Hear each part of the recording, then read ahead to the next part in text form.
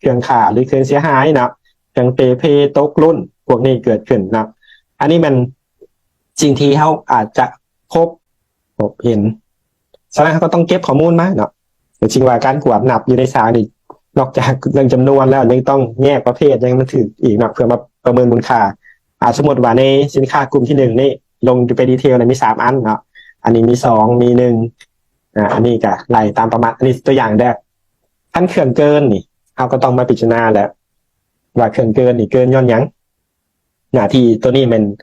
ฝ่ายสารต้องเป็นคนตอบถ้าว่าเกิดขึ้นอยู่สารถ้าเกิดขึ้นจากฝ่ายเซลล์เนาะ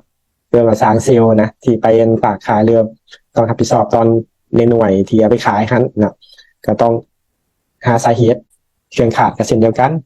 ฉันมาเบิ่งว่าสาเหตุในการขาดหรือเกินนี่ถ้าคิดในแง่ดีเนาะแต่หมายความว่าอาจจะเป็นแบบการสั่งจ่ายสั่งเบิกรายการหนึ่งแต่ไปจับรายการหนึ่งออกไปที่เหตุให้เกิดมีตัวหนึ่งขาดหรือตัวหนึ่งเกินถ้าสมมติว่าไปเบิ่งแล้วเนาะสัดส่วนของมันเนี่ยบังเอิญใช่แบบตัวนี้นี่เกินไป3ตัวนี้มันขาดไป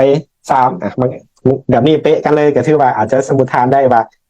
ถ้ามีสินค้าพวกนี้นะเป็นลักษณะเดียวกันนะใกล้เคียงกันนะมีโอกาสแต่ถ้าเป็นคนละประเภทคนละกรุ๊ปคนละลักษณะไปเลยนะแล้วแหละมาขาดมาเกินนั่นเป็นสาระสำคัญต้องในคนครัว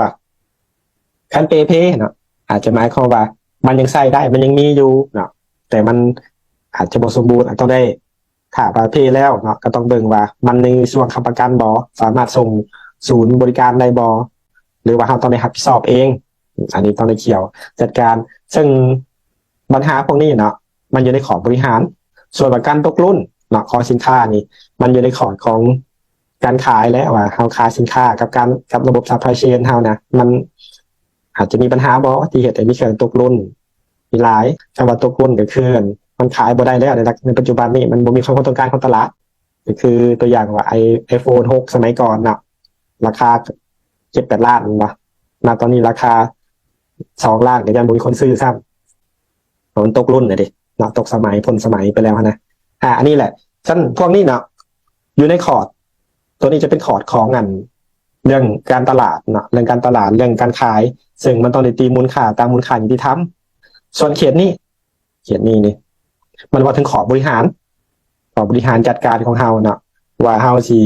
มีการแบ่งหับเรื่องความรับผิดชอบนะขึ้นกับไผคือตัวอย่างเครื่องขาดนี่ถ้าหาสาเหตุบ่เห็นไผซึ่งรับผิดชอบแต่ตอนได้ประเมินความเสียหายตัวนี้ออกมาตัวนี้ตามมูลค่าเลยเด้เนาะตามมูลค่าเลยถ้าสมมติว่าเสีย2,000กับมูลค่า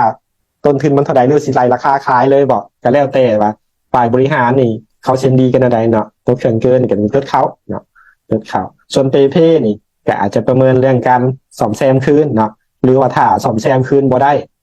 จำเป็นตัวในขายโลราคาหรือโปรโมชั่นก็จัดกันไปเนาะก็จะต้องเป็นประเมินมูลค่าความมันนี่ก็ความค่าใช้จ่ายออกมาฉะนั้นต้องได้แบ่งเขตความรับผิดชอบอันนี้ก็ถือว่าเป็นจุดที่ค่อนข้างจะยากเนาะจะยากซึ่งแน่นอนฝ่ายบัญชีอาจจะบ่สามารถตัดสินได้มีแต่ว่าเอาข้อมูลตัวนี้เห็นผลบันทึกออกมาประเมินตัวเลขออกมาแล้วส่งให้คณะรับผิดชอบเพื่อประเมินเพื่อตัดสินเนาะว่าซีจัดการแบบไหนสมมติว่าหลังจากได้ตัวเลขมาแล้วเนาะ